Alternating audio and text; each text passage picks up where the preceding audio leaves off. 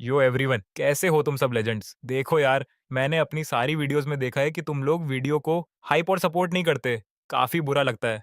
ऐसा मत करा करो यार। अगर व्यूज कम आएंगे तो नई वीडियोस बनाने का मोटिवेशन ही नहीं आता। इसीलिए थोड़ा हाइप और सपोर्ट कर दिया करो। मरने से पहले मैंने एम्प्रेस को किस कर लिया ताकि उसे गुस्सा दिला सकूं, लेकिन साली ने जबरदस्ती स्पेस को फाड़ दिया और गेम वर्ल्ड को छोड़कर बाहर निकल आई, यह पूछने के लिए कि मैंने उसे किस क्यों किया। अगर मैं समझा नहीं पाया तो वो मुझे सीधे जान से मार देगी।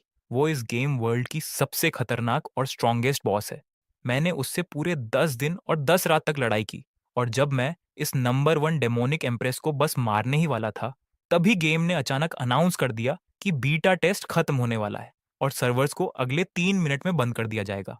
इस बात ने मुझे इतना गुस्सा दिलाया कि मैंने मौके पर ही खून की उल्टी कर दी, लेकिन वो 3 मिनट उसे जान से मारने के लिए काफी नहीं थे। जब एम्प्रेस तांग बेईबेई को लगा कि वो आज मरने वाली है, तभी अचानक उसने एक ऐसी स्क्रीन देखी जिसने उसे हैरान कर दिया। उसने बस देखा कि यह लंबा सा आदमी ऐसे बिहेव कर रहा है जैसे वो इस दुनिया से बिल्कुल अलग हो चुका हो। और फिर उसने उस स्पिरिचुअल तलवार को, जिसे पाने का सपना अनगिनत कल्टीवेटर्स देखते हैं, उसे कौवों के समंदर में फेंक दिया। इसके बाद उसका पूरा शरीर बिखरने लगा और वो सारी कल्टीवेशन जिसे दिखाकर हर कोई हवाबाजी करना चाहता था, वो सीधे पूरी तरह से गायब हो गई, जिसने 1000 साल से जी रही उस एम्प्रेस के दुनिया को देखने के नजरिए को ही तबाह कर दिया। लेकिन उसे सबसे ज्यादा हैरान तो इस बात ने किया कि वो आदमी अचानक उसकी तलवार की तरफ भागा और खुद के ही शरीर को आर पार करवा लिया, जिससे उसके दिल में एक अजीब सी सिहरन दौड़ गई। वो सच में खुद ही एक्टिवली मौत मांग रहा था। तांग बेईबेई एकदम सन्न रह गई, लेकिन उस झटके के बीच उस कमीने ने उसे सच में किस कर लिया। फिर उसने एक मायूस और कातिलाना स्माइल दी और जाते जाते एक आखिरी लाइन छोड़ गया, बूझो तो जाने कि मैंने तुम्हें किस क्यों किया। और फिर वो मर गया। मुझे किस क्यों किया? तांग बेईबेई ये समझने के लिए अपना दिमाग खपाने लगी, जैसे चींटियां उसके दुखी दिल को कुतर रही हों। एक दिल जो हजारों सालों से खामोश था, उसमें अकेलेपन की एक टीस उठी। इसी पल उसने पक्का ठान लिया, चाहे तुम मर भी जाओ, मैं तुम्हें ढूंढ निकालूंगी। मुझे ये वजह जाननी ही है। और इसी वक्त रियल वर्ल्ड के एक कमरे में मैं पागलों की तरह चिल्ला रहा था, घटिया गेम, जवानी बर्बाद कर दी साले ने। अगर गेम का बीटा टेस्ट इतनी जल्दी खत्म नहीं होता तो मैं उस डायन को जान से मार देता। पर चलो, अच्छा ही हुआ कि जाने से पहले मैंने उस डायन का डाव हार्ट तबाह कर दिया। मैं अंदर ही अंदर बहुत खुश था। वो डायन अभी पक्का गुस्से से तड़प रही होगी और मुझसे नफरत कर रही होगी, है ना?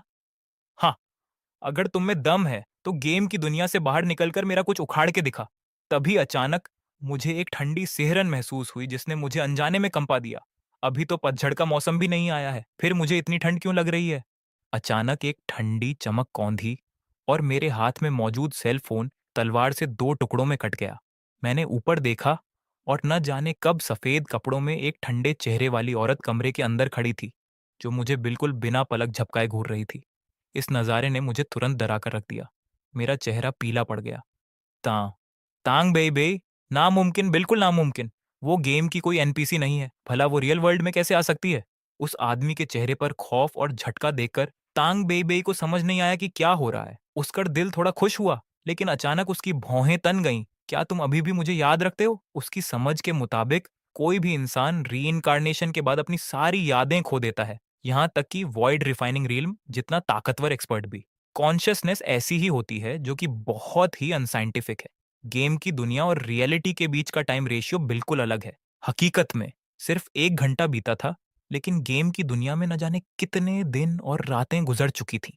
उस दौरान तांग बेई न जाने क्यों समय समय पर उस रात के बारे में सोचती रही। उसका डाउ हार्ट बहुत ज्यादा डगमगा गया था, और साथ ही एक जवाब पाने के लिए उसने मशीन से एक रेयर वर्ल्ड ब्रेकिंग टैलिस्मैन का इस्तेमाल किया, ताकि वो जबरदस्ती आसमान को फाड़ सके, समय की नदी को पार कर सके और मेरे इस नए जन्म को ढूंढ सके। तांग बेई ने अपनी तलवार मेरी तरफ तानी।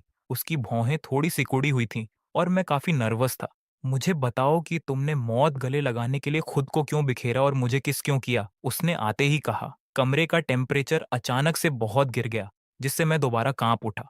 तो भाई, यह औरत समय की नदी पार करके आ गई। वो सिर्फ एक इसकी वजह से पूरी गैलेक्सी पार करके मुझे ढूंढने आ गई। ये तो बिल्कुल ही बकवास है। जब ये थ्रोन तुमसे सवाल कर रहा है तो तुम जवाब क्यों नहीं दे रहे? मेरा दिमाग बिल्कुल सुन्न हो गया और मेरा सीपीयू धुआं छोड़ने लगा। अगर मैंने कह दिया कि वो बस एक एक्सीडेंट था, तो वो साली मुझे अगले ही सेकंड जान से मार देगी। भाई अब क्या करूं? ऑनलाइन बैठा हूं, बहुत ज्यादा अर्जेंट है। लेकिन तभी मैंने नोटिस किया कि इस औरत का चेहरा पहले से भी ज्यादा दर्द में था और उसका शरीर बुरी तरह कांप रहा था। उसने मुझे 10 सेकंड से ज्यादा समय तक देखा और अचानक उस औरत के हाथ से तलवार छूट गई और वो पूरी की पूरी हवा में ही गायब हो गई। मैं उस खाली कमरे को पागलों की तरह देखता रहा। क्या मैं पागल हो गया हूं? लेकिन फर्श पर पड़ी वो तलवार और टूटा हुआ सेलफोन, वो चिल्ला चिल्ला कर कह रहे थे कि ये सब सच था। मैं कंप्यूटर के सामने बैठ गया, गेम की ऑफिशियल वेबसाइट खोली और गेम के कस्टमर सर्विस से चैट करना शुरू किया। मुझे कंप्लेंट दर्ज करानी है। हेलो, आपकी सेवा में हाजिर हैं। आप किस बारे में शिकायत करना चाहते हैं? आपके गेम की एक एनपीसी हकीकत की दुनिया में मुझे पीटने के लिए आ गई है। क्या आप थोड़ा डिटेल में बताएंगे? आपके गेम के कैरेक्टर असली दुनिया में आ गए हैं, मेरा फोन तोड़ दिया है और मुझे मारना चाहते हैं। प्लीज मेरी मदद करो। कृपया 1 मिनट रुकिए। मैं अब आपको रिलेवेंट डिपार्टमेंट में ट्रांसफर कर रहा हूं ताकि वो इसे प्रोसेस कर सकें। इन्फॉर्मेशन को आगे भेज दिया गया है। Shanghai city mental rehabilitation online counselling centre. Sir, हम आपकी सिचुएशन समझ सकते हैं। आपको यह लक्षण कितने समय से महसूस हो रहे हैं? अरे यार, तुम्हें मुझ पर भरोसा ही नहीं है। वैसे मुझे पता है कि मैं पागल नहीं हूं। गेम की एनपीसी सच में बाहर आई थी। अब मुझे डर इस बात का है कि यह औरत ना जाने कब दोबारा टपक जाए और फिर मुझे तलवार से गोद कर मार डाले। मुझे क्या करना चाहिए? पुलिस को फोन करूं? हाँ, अगर ये औरत सच में मुझे मारना चाहती तो वो बस एक सोच से ही ऐसा कर सकती थी। मैंने छत की तरफ देखा और अचानक एक बात सोची। तांग बेईबेई गायब होने से पहले 10 सेकंड से ज्यादा समय के लिए रुकी थी। अपनी इतनी कल्टीवेशन के साथ वो सिर्फ एक सोच से खुद को या मुझे खत्म कर सकती थी। या शायद उसके दिल का जुनून मुझे इसका बदला लेने के लिए मारना नहीं था, बल्कि वजह को पूरी तरह समझना था। या शायद उसके इमोशंस ही मिटा दिए गए थे। थोड़ा सोचने के बाद मेरे दिमाग में एक बहुत ही ढांसू और बोल्ड आइडिया आया। सबसे पहले मैंने एक लिफाफे में अपनी वसीयत लिखी और उसे नीचे किराने की दुकान पर दे आया ताकि कोई अनहोनी ना हो। फिर मैं अपने किराए के अपार्टमेंट में वापस आया, सोफे पर लेट गया और उस औरत के आने का इंतजार करने लगा। अचानक ठंडी और काटने वाली हवा का एक झोंका कमरे के अंदर घुस आया। इसने मुझे फिर से ठंड से कंपा दिया। फेलो डाओइस्ट टांग, आखिरकार तुम आ ही गई। तांग बेईबेई अभी अभी रीइंकार्नेशन एरे को पार करके आई थी और उसने अपनी ज्यादातर कल्टीवेशन को सील कर रखा था। जैसे ही उसने खुद को संभाला, उसने अपने कान में वही जानी पहचानी आवाज सुनी। तुम्हारा क्या मतलब है? क्या तुम्हें पता है कि मैं अपनी कल्टीवेशन छोड़कर यहाँ क्यों आई हूँ?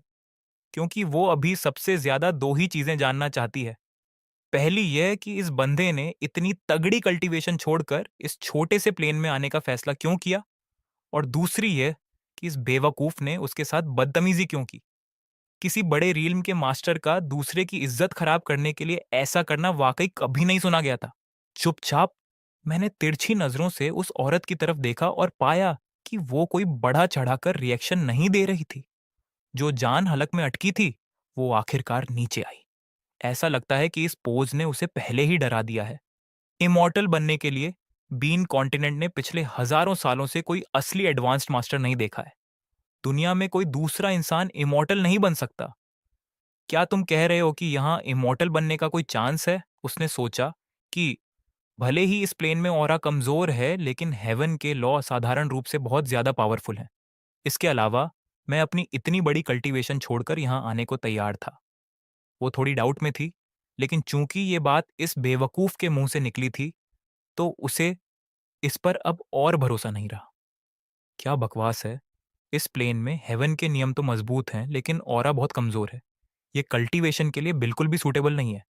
इसके लिए अच्छी बातचीत और फाइटिंग डायरेक्शन की जरूरत होती है। लेकिन तुम अभी भी डेमोनिक पाथ के कीड़े हो। तुम तो स्पिरिचुअल विंड फॉर्मेशन को भी नहीं जानते। मुझे लगता है कि तुमने अपनी कल्टीवेशन के सारे साल बर्बाद कर दिए। भले ही मैं अंदर से बुरी तरह डरा हुआ था, मैंने बाहर से अपना हौसला बनाए रखा और उसे नीचा दिखाते हुए धमकी भरे लहजे में कहा, क्या तुम जानती हो कि इस प्लेन में हेवन के नियम इतने मजबूत और ऑरा इतना कमजोर क्यों है? स्पिरिचुअल विंड फॉर्मेशन ने इस धरती की स्पिरिचुअल एनर्जी को अलग कर दिया है, जिससे तुम ऑरा महसूस नहीं कर सकती। ये इंसान कौन है? वो कैसे कल्टीवेट करती है? दुनिया में कोई उसका नाम नहीं जानता। बस इतना पता है कि वो खुद को वेनरेबल इमॉर्टल शिन कहती है और करोड़ों साल पहले ही लीजेंडरी ट्रू इमॉर्टल रीलम में पहुंच चुकी है। और उसने इमॉर्टल अपर्चर को समझने के लिए सिर्फ 2.5 साल का समय लिया। मैं बस कहानियां बनाए जा रहा था। मैं तो इतने रोब के साथ समझा रहा था कि मुझे खुद पर ही भरोसा होने लगा था। ये सुनकर तांग बेईबेई और भी ज्यादा हैरान रह गई। तुम यहाँ इमॉर्टल बनने का मौका ढूंढने आए हो। अगर कोई और कहता कि वो इस दुनिया में इमॉर्टल बन सकता है तो वो कभी यकीन नहीं करती, लेकिन ये बात कहने वाला मैं था। उसने खुद अपनी आंखों से मुझे बड़ी कल्टीवेशन छोड़कर आते देखा था, तो ये गलत नहीं हो सकता। मैंने अपना सिर हिलाया और जवाब दिया, मुझे पता है कि ये झूठ बाद में पकड़ा जाएगा, लेकिन अभी मुझे इस औरत को उल्लू बनाना है। मुझे डर है कि मेरा सिर पहले ही धड़ से अलग ना हो जाए, सिर्फ इसलिए कि प्राइम एंसेस्टर ने ह्यूमन रेस की रक्षा की, इस दुनिया को अलग किया।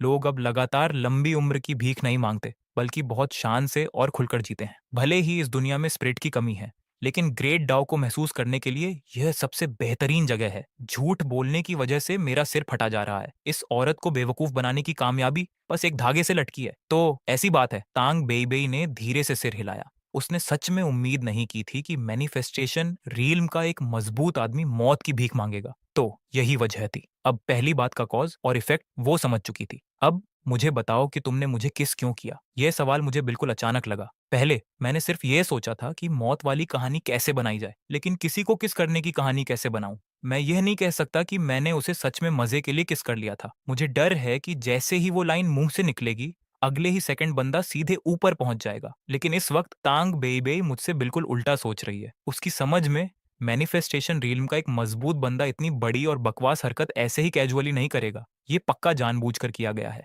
मुझे अपने सिर में बहुत तेज दर्द महसूस होने लगा और मैं अब कुछ और नहीं सोच पा रहा था। मैंने सिंपली पूरी तरह से हार मान ली। मैं तुम्हें पसंद करता हूँ, मैं तुमसे शादी करके डाउ पार्टनर बनना चाहता हूँ। इन शब्दों ने उसे बहुत ज्यादा शर्मिंदा और इरिटेट कर दिया। अभी कुछ समय पहले हम दोनों एक दूसरे की जान के प्यासे थे, और अब वो कह रहा है कि वो मुझसे शादी करके डाउ पार्टनर बनना चाहता है। वो बेहद शर्मिंदा और चिढ़ी हुई थी। उसकी नजरों में कल्टीवेशन अभी भी सबसे ज्यादा इंपॉर्टेंट है। मैं यहाँ कुछ समय के लिए रुकना चाहूंगी। यह कहने के बाद तांग बेईबेई मुड़ी और मेरी तरफ चलने लगी। पास आते दरवाजे को देखकर मैं थोड़ा डर गया और सोचने लगा कि आने वाले दिनों में कैसे जीऊंगा, क्योंकि झूठ आखिरकार पकड़ा ही जाएगा। मैंने एक ठंडी सांस ली और किराए के कमरे का दरवाजा खोला। मैंने देखा कि तांग बेईबेई फर्श पर बैठी थी, जिसके चारों तरफ एक हल्की काली रोशनी चमक रही थी, जैसे कि वो कोई बोधिसत्व हो। फेलो डाओइस्ट तांग, क्या तुम्हें अपने कपड़े नहीं बदलने चाहिए?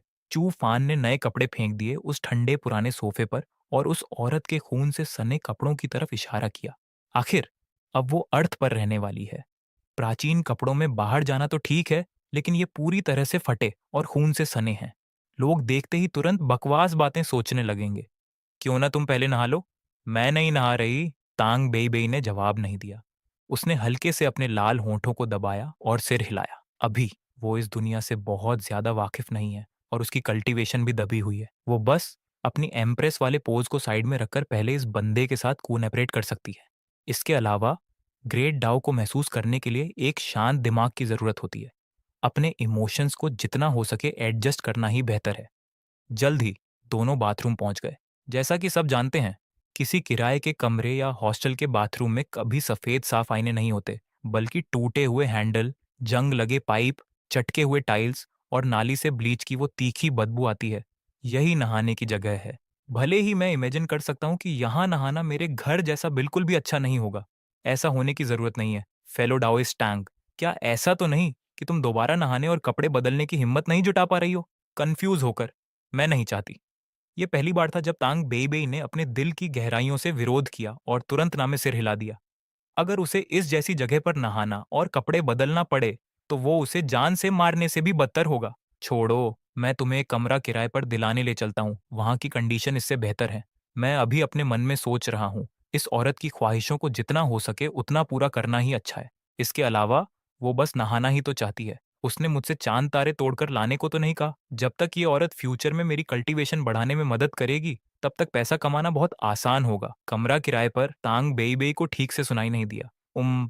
तुम इसे एक सराय या होटल की तरह समझ सकती हो। थोड़ा रुको और मेरे साथ बाहर चलो। किसी और से बात मत करना और न ही अपनी पहचान उजागर करना, वरना अगर तुम्हें ह्यूमन रेस के वर्ल्ड एक्सपर्ट्स ने पकड़ लिया तो तुम्हें बिना दफन किए ही मार दिया जाएगा। यह सुनकर तांग बेईबेई का चेहरा बिल्कुल गंभीर हो गया। वो बाहर निकल आई। तांग बेईबेई बहुत गंभीर लग रही थी, लेकिन मैं हैरान रह गया। मैंने देखा कि उसके लंबे गीले बाल कंधों पर बिखरे हुए थे। सफेद नाविक यूनिफॉर्म के सामने एक छोटा सा बो, छोटी स्कर्ट और उसके लंबे सफेद पैर। ये कॉम्बिनेशन बिल्कुल परफेक्ट था। शायद तुम्हारी हिम्मत कैसे हुई मुझे धोखा देने की। शांत हो जाओ, बिल्कुल शांत। मैं तो बस इसलिए परेशान था क्योंकि तुम बाहर नहीं आ रही थी। मेरे कपड़े मत फाड़ो यार, ये 30 रुपए से ज्यादा के हैं। लेकिन इसी वक्त अचानक एक पुलिस वाले अंकल अंदर घुस आए। कोई भी अपनी जगह से नहीं हिलेगा। किसी ने रिपोर्ट की है कि यहाँ गैर कानूनी धंधा और ट्रांजैक्शन चल रहा है। अपने हाथ ऊपर करो। सीन तुरंत एक पुलिस स्टेशन में बदल गया। मैं इंटरोगेशन रूम में बिल्कुल मायूस होकर बैठा था। मैं चाहे कितना भी एक्सप्लेन कर लूं, वो साले सुनने को तैयार ही नहीं थे और सोच रहे थे कि मैं प्रोस्टिट्यूशन कर रहा हूँ। चूंकि तांग बेई और मुझसे अलग अलग पूछताछ की जा रही थी, मुझे सच में डर था कि कहीं वो औरत इस जगह कोई बम से ना उड़ा दे। वो वाकई बहुत भयानक होता। वहीं दूसरी तरफ तांग बेई का चेहरा गुस्से से तमतमाया हुआ था। उसे, यानी डेमोनिक पाथ की पहली एम्प्रेस को मामूली इंसानों के सामने पूछताछ का सामना करना पड़ रहा था, जिससे उसकी नाक कट रही थी। अगर ऐसा न होता और शायद इस एरिया में ह्यूमन कबीले के अनगिनत ताकतवर लोग न बैठे होते, तो मैं इस जगह को सीधे उड़ा देती। पूछताछ करने वाली इंचार्ज एक खूबसूरत लेडी पुलिस ऑफिसर थी। मुझे बताओ कि तुम उस आदमी से कैसे मिली। यह सुनकर तांग बेई ने भौहें सिकोड़ी और लापरवाही से जवाब दिया, बस इत्तेफाक से मुलाकात हुई थी। ये सुनकर लेडी पुलिस चौंक गई। वो बस एक अजनबी आदमी से मिली और सीधे होटल चली गई। इतनी खूबसूरत औरत खुद की कोई इज्जत क्यों नहीं करती?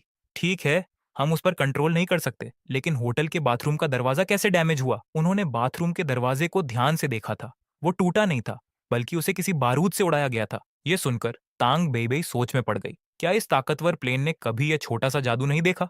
उसे पहले तो समझ नहीं आया कि क्या जवाब दे, इसलिए उसने मुझसे पूछने के लिए अपना कॉन्शियसनेस फैलाया। थोड़ी बातचीत के बाद तांग बेई ने एक शब्द कहा, मार्शल आर्ट्स। तुमने मार्शल आर्ट्स कहा? तो फिर अभी मेरे सामने इसे डेमोन्स्ट्रेट करके दिखाओ। अगर ये सच हुआ तो मैं तुम्हें तुरंत छोड़ दूंगी। अगले ही सेकंड तांग बेई ने स्पिरिचुअल एनर्जी से बनी एक कढ़ाई वाली सुई मुंह से निकाली और वो इंट्रोगेशन रूम के कांच के दरवाजे की तरफ उड़ गई।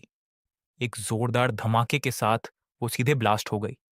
लेडी पुलिस बिल्कुल हक्की बक्की रह गई। उसने अभी अभी क्या देखा था? इस खूबसूरत लड़की ने अचानक सुई थूकी और कांच का दरवाजा तोड़ दिया। लेकिन झटका तो बस झटका था। अगले दिन मुझे अचानक याद आया कि मैं उस औरत के जादू का इस्तेमाल करके पैसे कमा सकता हूँ। पहले तो तांग बेई काफी विरोध कर रही थी, लेकिन मेरे एक लाइन बोलते ही उसने मना करना बंद कर दिया। तुम भी हमेशा सिर्फ एक ही कपड़ा पहनकर तो नहीं रहना चाहती है ना? तुम खुद को सड़क पर तमाशा बनते भी नहीं देखना चाहती? बात तो सही है। वो बिल्कुल स्पीचलेस थी। जल्द ही हम एक लॉटरी की दुकान पर पहुंचे। जब हम दोबारा बाहर आए तो मेरे हाथ में 50,000 की जीतने वाली टिकट थी। मैं अपनी खुशी नहीं रोक पा रहा था और पागलों की तरह मुस्कुरा रहा था। लेकिन तांग बेई मेरे पीछे एकदम खोई खोई सी चल रही थी। उसे समझ नहीं आ रहा था कि मैं इतनी छोटी सी चीज पर इतना खुश क्यों था। जब हम एक स्टॉल पर पहुंचे तो मैंने एक नीला ब्रेसलेट उठाया। क्या ये तुम्हारे लिए है? ये तुम्हारा पसंदीदा नीला रंग है। ये सुनकर तांग बेई हैरान रह गई। उसे कैसे पता चला कि उसे नीला रंग पसंद है? क्या वो सच में मुझे पसंद करता है? यहाँ तक कि उसने यह भी इन्वेस्टिगेट कर लिया कि मेरा फेवरेट कलर क्या है। बस यही सोचते ही उसका दिल तेजी से धड़कने लगा। उसी पल मैंने एक नाजुक सा ब्रेसलेट उठाया और तांग बेई का हाथ तब तक पकड़े रखा जब तक कि उसे इस बात का एहसास हुआ। मैंने वो ब्रेसलेट पहले ही उसके हाथ में पहना दिया था। इस बात ने तांग बेई को हैरान और डिस्ट्रैक्ट कर दिया। मेरे साथ ये क्या हो रहा है? मैं साफ तौर पर इस बेवकूफ को रोक सकती थी, लेकिन मैंने ऐसा बिल्कुल नहीं किया। ऐसा लगता है कि मैं अब इसका विरोध नहीं कर रही हूँ। जल्द ही हम किराए के अपार्टमेंट में वापस आ गए। मैं खुशी खुशी खाना बना रहा था जबकि तांग बेई सेल फोन से खेल रही थी। अचानक उसने स्क्रीन पर एक वीडियो कॉल देखा और उस हरे रंग के डॉट को टच कर दिया। अगले ही सेकंड वो पूरी तरह भौंचक्की रह गई।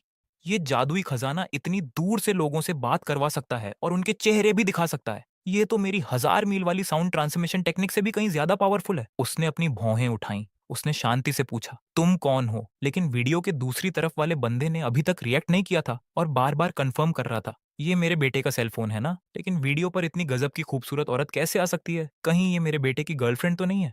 उसे थोड़ा शक हुआ। मेरा बेटा किस टाइप का इंसान है? मुझे नहीं पता कि उसे इतनी खूबसूरत गर्लफ्रेंड कैसे मिल सकती है। ठीक उसी वक्त मैं किचन से बाहर आया। इस नज़ारे को देखकर मेरी मुस्कुराहट धीरे धीरे गायब हो गई। मैंने तुरंत एक्सप्लेन करने के लिए फोन छीना, लेकिन मेरी माँ ने सीधे पूछ लिया कि क्या मैं डेटिंग कर रहा हूँ। अब कोई रास्ता न बचा देखकर मुझे ढोंग करना पड़ा। हाँ मम्मी, मेरी उम्र में डेट करना नॉर्मल बात नहीं है क्या? उम्मीद के उलट मेरी माँ ने अपना सिर हिलाया। मुझे तुम्हारी गर्लफ्रेंड होने से कोई दिक्कत नहीं है, लेकिन इतनी सुंदर लड़की तुम में इंटरेस्टेड कैसे हो गई? इस लाइन ने साला मेरे दांत खट्टे कर दिए। तुम सच में मेरी सगी माँ हो यार। भले ही बात सच के आसपास है, लेकिन इसे इतना खुलकर बोलने की क्या जरूरत थी? पुराने दिनों में मैं कम से कम स्कूल का हर्ट थ्रोब हुआ करता था। फोन जरा उस लड़की को पास करो, मैं उससे वीडियो पर बात करना चाहती हूँ। मेरी माँ ऐसे चिढ़ रही थी जैसे मैं किसी बैलेंस रिचार्ज पर मिला कोई फ्री का कूपन हूं। मम्मी, थोड़ा रुको, वो बाथरूम गई है। ये कहने के बाद उसने वीडियो कॉल काट दिया। सिस्टर तांग बेबी, क्या तुम मेरा एक काम कर सकती हो? मेरी आंखें पूरी तरह से मिन्नत से भरी थीं। बस थोड़ी देर के लिए मेरी गर्लफ्रेंड होने का नाटक कर लो, ठीक है? तांग बेबी बिल्कुल हैरान और कंफ्यूज्ड दिखी। गर्लफ्रेंड? ये गर्लफ्रेंड क्या भला होती है? गर्लफ्रेंड कोई चीज नहीं होती, बल्कि एक वजह या बहाना होती है। तो फिर मेरी गर्लफ्रेंड या बीवी होने का नाटक करने के बारे में क्या ख्याल है?